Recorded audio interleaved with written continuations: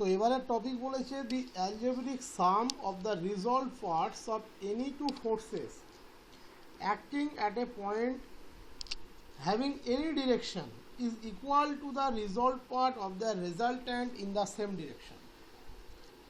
বলছে the algebraic sum of the resolved part of any two forces, যে কোনো দুটো ফোর্সে resolved part and any direction, that is যে কোনো দুটো ফোর্স যদি একই পয়েন্টে কাজ করে, যে কোনো একটা ডিরেকশন ফিক্স করে নাও, সেই ফিক্সড ডিরেকশানে যদি তুমি ওই দুটো ফোর্সের কম্পোনেন্ট বের করো, দ্যাট ইজ ওই ফিক্সড ডিরেকশান বরাবর ফোর্সের কোন পার্টটুকু কাজ করছে বের করো। যেমন তোমরা দেখলে আগেরটাতে যে আর এর আলফা ডিরেকশানে কাজ করছিল আর সাইন আলফা বাই আর sine beta by sine alpha plus beta, আর beta direction that is OB বরাবর কাজ করছিল আর sine alpha by sine alpha plus beta. যখনই আমি ওটাকে পারপেন্ডিকুলার হিসাবে নিয়েছি, তুমি দেখতে পেয়েছিলে একটা পার্ট কাজ করছিল ওএক্স বরাবর কাজ করছিল আর কস থিটা, ওয়াই বরাবর কাজ করছিল আর সাইন থিটা। সেটারই এটা একটা এক্সটেনশন বলতে পারো, জাস্ট একটা extension of the previous theory. কি বলছে না, the algebraic sum of the resolved part of any two forces acting at a point having any direction is equal to the resolved part of the resultant in the same direction. That is তুমি প্রথমে একটা direction fix করো, সেই direction বরাবর দুটো force তাদের component factor যতটা কাজ করবে তাদের রেজাল্ট্যান্টের কম্পোনেন্ট সেই বরাবর ও তাদের সামের সাথে ইকুয়াল হবে, তাদের রেজাল্ট্যান্টের কম্পোনেন্ট সেই বরাবর তাদের সামের সাথে ইকুয়াল হবে। এবং এটা দুটো ফোর্সের জন্য বললাম, সেটাকেই যদি তুমি কন্টিনিউ করো তাহলে তুমি বলতে পারবে any number of forces acting at a point. ধরো একটা পয়েন্ট থেকে P1 P2 up to Pn কাজ করছে, তুমি একটা ডিরেকশান ওয়ে ফিক্স করলে, এই ওয়ে ডিরেকশানে P1 P2 up to Pn এর যে কম্পোনেন্টগুলো কাজ করছে, ধরো P1 আপ টু Pn এর সাম ভ্যালু দ্যাট ইজ রেজাল্ট্যান্ট হচ্ছে আর, তাহলে আর এর সেই কম্পোনেন্ট যেটা ওই ওয়ে বরাবর কাজ করবে সেটা ওই কম্পোনেন্টগুলোর কম্পোনেন্ট যেটা ওয়ে বরাবর কাজ করবে তাদের যোগফলের সমান। তাহলে সোজা সাপটা জিনিসটা বুঝতে হবে। ধরো P1 up to Pn number of forces একটা পয়েন্ট ওতে কাজ করছে, তুমি একটা ডিরেকশান ওয়ে ফিক্স করলে, তাহলে P1 এর কম্পোনেন্ট ওয়ে বরাবর বের করে নাও, P2 কম্পোনেন্ট ওয়ে বরাবর বের করে নাও, Pn এর কম্পোনেন্ট ওয়ে বরাবর বের করে নাও। দ্যাট ইজ এই এন সংখ্যক ফোর্সের কম্পোনেন্ট তুমি ওয়ে বরাবর পেলে। এবার আমার কথাটা বোঝার চেষ্টা করবে, P1 আপ টু Pn এর সাম ভ্যালু দ্যাট ইজ রেজাল্ট্যান্টকে ধরে নাও আর, তাহলে উল্টো দিক থেকে দেখতে গেলে আর এর আবার কম্পোনেন্ট হচ্ছে P1 আপ টু Pn। এবার তুমি আর এর কম্পোনেন্ট বের করে নাও ওয়ে বরাবর, তাহলে আর এর ওয়ে বরাবর component P1 up to Pn এর ওয়ে বরাবর কম্পোনেন্টের যোগফলের সমান। ওকে, এটাই হলো যে কোনো নাম্বার অফ ফোর্সের জন্য। তুমি এবার এনটাকে n+1 দাও, ইনফিনিটি দাও, কোনো কিছু যায় আসে না।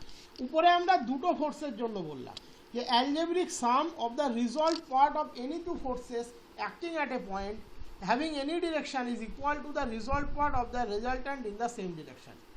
দ্যাট ইজ PRQ এর সাম সাপোজ আর এবং PQR তিনজনকেই কিন্তু একটা পয়েন্টে কাজ করতে হবে। এই কথাটার এখানে ভীষণ গুরুত্ব আছে, অ্যাক্টিং অ্যাট এ পয়েন্ট, একটা পয়েন্টে কাজ করবে।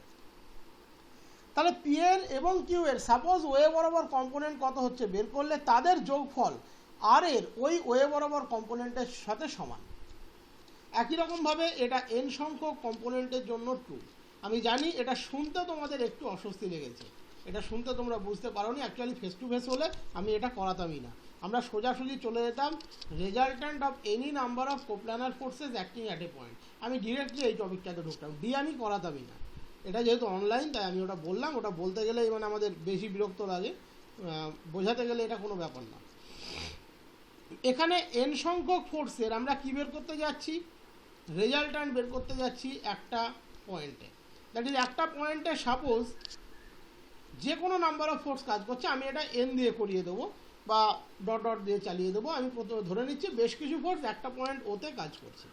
এই যে ছবিটা দেখছো এটা নিয়ে ঘাবড়িও না, প্রথমে তুমি জিনিসটাকে একটু বোঝার চেষ্টা করো, তারপরে দেখবে ছবিটা তোমরা এমনি এঁকে ফেলতে পারবে। প্রথমে আমি একটা ফোর্স দেখো এঁকেছি, এখানে অবশ্যই আমি রেক্ট্যাঙ্গুলার সিস্টেম নিচ্ছি OX এবং OY, এবং OX ও OY জেনারিক এখানে পারপেন্ডিকুলার। যেটা ন্যাচারালি হয়, পারপেন্ডিকুলারলি আছে। আমি একটা ফোর্স P1 নিলাম যে ও পয়েন্ট থেকে কাজ করছে, and that is the direction of P1। তাহলে খেয়াল করে দেখো, এই P1 যদি এক্স অক্ষের সাথে α1 অ্যাঙ্গেল করে, তাহলে এই P1 এর কম্পোনেন্ট অ্যালং OX কত হবে? P1 cos α1 অ্যালং OY কত হবে? P1 sin α1। এবার আমি বলবো এই P1টাকে P2 দিয়ে পরিবর্তন করে দাও, তাহলে এটা কত হবে? P2 cos α2, এটা হবে P2 sin α2, যদি সেটা α2 অ্যাঙ্গেল করে। দ্যাট ইজ এখানে যদি ও থেকে অ্যানাদার একটা ফোর্স P2 থাকে, তারও আমরা OX বরাবর কম্পোনেন্ট পাবো P2 cos α2, এটা পাবো P2 sin α2। সেই ছবিটার দিকে তাকিয়ে এই ছবিটার দিকে এবার তাকাও। দেখো P1 ফোর্স OX এর সাথে α1 অ্যাঙ্গেল করেছে, তাহলে অটোমেটিক্যালি OX বরাবর P1 এর কম্পোনেন্ট কত হওয়া উচিত? P1 cos α1, OY বরাবর কম্পোনেন্ট হওয়া উচিত P1 sin α1। P2 force OX এর সাথে α2 অ্যাঙ্গেল করেছে, তার OX বরাবর কম্পোনেন্ট হওয়া উচিত P2 cos α2, OY বরাবর কম্পোনেন্ট হওয়া উচিত P2 sin α2। PN force OX এর সাথে αn অ্যাঙ্গেল করেছে, তার OX বরাবর component PN cos αn, OY বরাবর PN sin αn। PN plus 1 যদি αn প্লাস 1 অ্যাঙ্গেল করে, এর বরাবর হবে PN plus 1 cos αn plus 1, এই বরাবর হবে PN plus 1 sin αn plus 1। এখানে একটা জিনিস তোমাদেরকে আমি এখন থেকে বলে রাখি, এটা কোপ্লানার ফোর্সে গিয়ে আরও বেটার বুঝতে পারবে। সাপোজ কোনো ফোর্স P2 জন্য তার ডিরেকশানটা এদিকে না হয়ে অপোজিট সেন্সে হলো, এদিকে হলো, উল্টো দিকে হলো, এখানে যেদিকে আছে তীরটা তার উল্টো দিকে দিয়ে দাও। দ্যাট ইজ এখানে খেয়াল করলে দেখবে ফোর্সটা অ্যাওয়ে ফ্রমও, আমি বলছি বাই চান্স সব ফোর্সই অ্যাওয়ে ফ্রমও আছে, P2টা টুয়ার্ডসও আছে, তাহলে সেক্ষেত্রে কী হবে? সেক্ষেত্রে তুমি P2র যখন কম্পোনেন্ট নেবে OX বরাবর, P2কে শিফট করিয়ে দেবে -P2 দিয়ে। দ্যাট ইজ টুয়ার্ডসও মানে P2, তাহলে অ্যাওয়ে ফ্রমও কত হবে? -P2।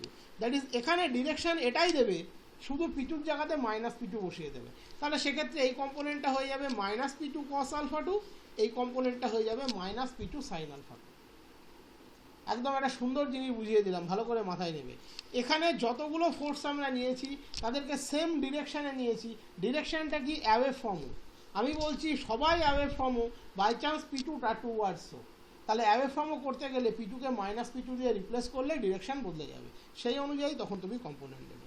তাহলে এই যে ফোর্সগুলো আছে P1 আপ টু Pn, এদের OX বরাবর কম্পোনেন্টগুলো কী কী হলো? P1 cos α1, P2 cos α2, PN cos αn plus dot কমা দিয়ে ডট ডট ডট চলতে থাকবে। তাহলে এদের সাম অ্যালং OX কত হলো?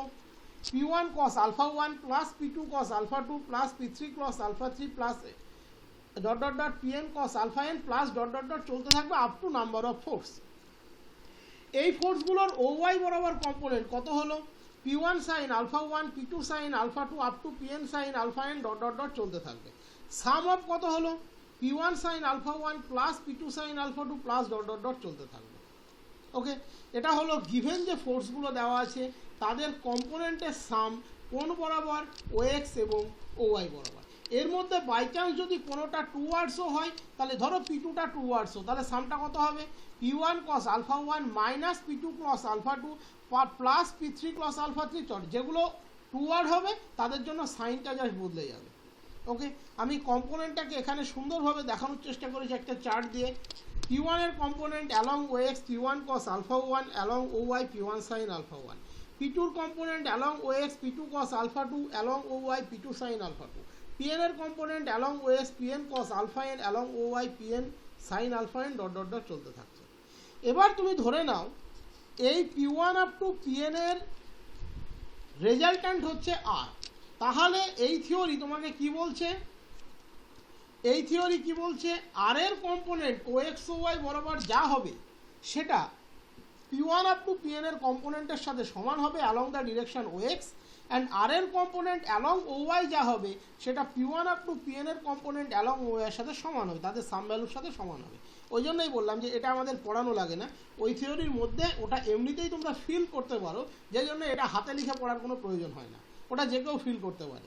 এবার আমি ধরে নিচ্ছি P1 আপ টু PN এর সাম ভ্যালুটা হচ্ছে R।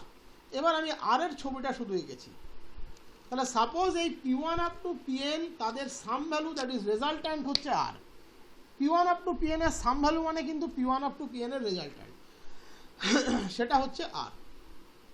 তাহলে রেজাল্ট্যান্টের নিয়ম বলছে রেজাল্ট্যান্ট একই জায়গা থেকে কাজ করবে, একই ডিরেকশনে কাজ করবে। দেখতেই পাচ্ছ রেজাল্ট্যান্ট আমরা দিয়েছি, এখানে ধরে নিচ্ছি রেজাল্ট্যান্টটা ওএক্স এর সাথে থিটা অ্যাঙ্গেল করে। তাহলে রেজাল্ট্যান্টের কম্পোনেন্ট অ্যালং ওএক্স কত, R cos theta, along Y কত, R sine theta, maintaining the same direction, maintaining same direction. দেখো আমি ছবিটাকে অতিরিক্ত ভারাক্রান্ত করার জন্য ওই সব ফোর্সগুলো একবারে আঁকিনি, কম্পোনেন্ট ওয়াইজ রেখেছি। এবার এই ছবিটা দেখো বুঝতে পারবে, P1 আলফা 1 করছে, P2 আলফা 2 করছে, P3 আলফা 3 করছে, P4 আলফা 4 করছে, তারপরে ডট ডট ডট চলতে থাকবে যতগুলো নাম্বার অফ ফোর্স আছে। আর হচ্ছে রেজাল্ট্যান্ট, সে থিটা অ্যাঙ্গেল করেছে। আশা করি ছবিটা বুঝতে আর কোনো অসুবিধা নেই। আমি ছবিটাকে খিচুড়ি না করে বাইপার্ট করেছি যাতে তোমাদের বুঝতে সুবিধা হয়। তাহলে আর এর কম্পোনেন্ট অ্যালং ওএক্স কত হলো, আর কস থিটা। আর P1 আপ টু Pn এর কম্পোনেন্টের সাম অ্যালং ওএক্স কত ছিল, sum of this that is P1 cos alpha 1 plus P2 cos alpha 2 up to Pn cos alpha n plus dot dot dot চলতে থাকবে। তাহলে theory বলছে বা আমাদেরও স্বাভাবিকভাবে বোঝা উচিত যে আর এর এই component along OX that is রেজাল্ট্যান্টের component along OX that should be equals to individual ফোর্সগুলোর component along OX that is R cos theta equals to summation pi cos alpha i runs from 1 to up to desired value of n, যেটা বলা থাকবে। আমি ধরে নিচ্ছি capital xi equals to pi cos alpha i, তার মানে এটা হয়ে গেল সামেশন xi, এটাকে আমরা নাম দিচ্ছি সামেশন x, এই only x, that is R cos theta হচ্ছে x, as well as r sin theta that is the component of r along OY that should be equals to sum of component of the component forces of r along OY, that is r sin theta equals to this, that is summation pi sin alpha i, ধরে নিলাম এটা summation yi that equals to তোমার y, ওকে। তাহলে r equals to আমরা কত জানি, root over of r square cos square theta plus r square sin square theta, that is root over x square plus y square, এটা হলো r এর value. আর tan theta আমরা জানি r sin theta by r cos theta, that is y by x, tan inverse y by x, that is tan inverse summation pi sin alpha i by summation pi cos alpha i, আর এটা root over of summation pi cos alpha i তার square plus summation pi sin alpha i তার square. ওটাকে break করে দিতে পারো trigonometry rule অনুযায়ী, কোনো অসুবিধা নেই। ব্রেক করলে এরকম একটা স্ট্রাকচার পাবে। আমি এখানে আর সেটা অতটা ব্যাখ্যা করিনি, জাস্ট আমার যেটুকু দরকার ছিল যে সাম কতটা কীভাবে বের করতে হয় জানা। তোমাদের পরীক্ষাতে যদি এটা আসে, যদিও আসে না এত সোজা জিনিস, এখানেই ছেড়ে দেবে। তারপরে এই জন্য বলা আছে simple calculation leads to a very interesting and important result for R. এটাকে আমরা এই ফর্মে লিখতে পারি, summation PR square plus 2 into summation PR PS cos alpha R minus alpha, that is respective অ্যাঙ্গেলগুলোর ডিফারেন্সের সাম, কোসাইন ভ্যালু তার সাথে ফোর্স গুণ করে তার সাম। এই হলো সোজাসাপটা হিসেব, ওকে। এবার আমি মুখে যেগুলো বললাম সেগুলোই দেখো এখানে বলা আছে যে P1 ফোর্সকে আমরা রিপ্লেস করতে পারি P1 cos alpha 1 along OX and P1 sin alpha y along OY দিয়ে। P2 ফোর্সকে আমরা রিপ্লেস করতে পারি P2 cos alpha 2 along OX, P2 sin alpha 2 along OY দিয়ে। এইভাবে পুরো জিনিসটা আমি গল্পের ছলে যেটা বললাম সেটা এখানে ভেঙে দেওয়া আছে। এবার যদি ওদের সাম ভ্যালু আর হয় তাহলে আরকে আমরা OX OY বরাবর এই হিসাবে নিতে পারি। তাহলে R cos theta equals to this, R sine theta equals to this. আমার লেখার একটা তফাৎ আছে, ওরা এটাকেই বইয়ে, ওরা না আমরাই লিখেছি, বইয়ে এটা সামেশান এক্স লেখা আছে, আমি এটাকে দেখবে summation x i cos alpha i ফর্মে লিখেছি, ঠিক আছে। এরকম একটা কিছু আমি সামেশান এক্স আই লিখেছি, আমি পরেরটাকে summation Y I, summation x I সমান আমি এক্স লিখেছি, ওগুলো কোনো ব্যাপার নয়, তোমরা বোঝো, ঠিক করে নেবে। নেক্সট হচ্ছে গ্রাফিক্যাল মেথড। গ্রাফিক্যাল মেথডটা খুব ক্লিয়ার। প্রথমে তুমি ধরে নাও P1 up two dot dot dot value চলছে, তারা সেম ডিরেকশানে যাচ্ছে, দ্যাট ইজ অ্যাওয়ে ফ্রম ও, এবং তারা প্রত্যেকে কিন্তু ও পয়েন্ট দিয়ে কাজ করছে। এটা বোঝার জন্য ইনফাইনাইট ফোর্স না নিয়ে প্রথমে 4টে ফোর্স নিয়ে বোঝো, তাহলে বুঝতে সুবিধা হবে। এবার তুমি একটা পলিগন ড্র করো। কিভাবে? পলিগনগুলো পরপর নিতে থাকবে, সাকসেসিভলি ভ্যালুগুলো নিতে থাকো, A B, BC, CD, D এভাবে নিতে থাকো। এখানে আমি 4টে ফোর্স নিয়েছি। এবি বরাবর নাও P1, বিসি বরাবর নাও P2, সিডি বরাবর নাও P3, ডি বরাবর নাও P4। তাহলে লাস্ট এই বরাবর তুমি পাবে তাদের রেজাল্টেন্ট, এবং সেটা কাজ করবে এ টু ই, এ টু ই, এটা কাজ করবে এ টু ই, এটা মাথায় রাখবে, ওকে। এটা তোমরা অনেকেই জানো, পলিগনটা তোমরা 11-12 অনেকেই পড়েছো, এটা তোমরা প্রত্যেকেই জানো। আমি 4টে ফোর্স দিয়ে দেখাচ্ছি। সাপোজ ও থেকে সবগুলোই outward O, that is away from O কাজ করছে, দেখতেই পাচ্ছ P1 P2 P3 P4। আমি P1 P2 P3 P4কে নিয়ে কনজিকিউটিভলি দ্যাট ইজ সাকসেসিভলি কিছু আর্ম ড্র করব। তাহলে এবি নিলাম P1, একদমই পেন ওঠাবো না কিন্তু সাকসেসিভলি বলেছি। বি থেকে নেক্সট স্ট্রেট লাইন নিয়ে নেব বিসি, পেন ওঠাবো না। সি থেকে নেক্সট স্ট্রেট লাইন নিয়ে দেবো সিডি, পেন ওঠাবো না। ডি থেকে নেক্সট স্ট্রেট লাইন নিয়ে নেবো ডি। কতগুলো স্ট্রেট লাইন দেবো? যতগুলো নাম্বার অফ ফোর্স থাকবে, এখানে 4টে আছে, 4টে নিলাম। এইবার পড়ে থাকলো ফাঁকা ফাঁকা, পেন ওঠাবো এ আর ই এর জন্য। পেন উঠিয়ে আমি এ আর ইকে জয়েন করাবো। তাহলে এ থেকে ই অবধি এই যে জয়েন করালাম, দিস ইজ দ্য রেজাল্ট্যান্ট, এবং রেজাল্ট্যান্টের ডিরেকশন একই রকম, অ্যাওয়ে ফ্রম এ, কারণ এখানে ফোর্সগুলো দেখতেই পাচ্ছ, পেন ওঠাইনি। তাহলে এ থেকে সোজা বিতে পৌঁছেছি P1, বি থেকে পেন ওঠাইনি, সোজা সিতে পৌঁছেছি P2, সি থেকে সোজা ডিতে পৌঁছেছি P3, ডি থেকে সোজা ইতে পৌঁছেছি P4। এবং এখানেও লাস্ট ডিরেকশন দ্যাট ইজ রেজাল্ট্যান্টের ডিরেকশন, সেটাও এ থেকে আমরা সোজা পৌঁছবো ইতে, that is R is the resultant of P1 P2 P3 P4। R is the resultant of P1 P2 P3 P4 by vector notation AB plus BC plus CD plus D as vector, তাদের sum equals to vector of A। Okay, এটা এখানে দেখবে ল্যাঙ্গুয়েজে বলা আছে, আমরা last লাইনটাকে draw করব পলিগন কমপ্লিট করার জন্য opposite sense, that is away from A, that is the resultant of this forces P1 P2 P3 P4। Complete আশা করি। এখানে এই অবধি থাকলো, এরপরে আবার দেখা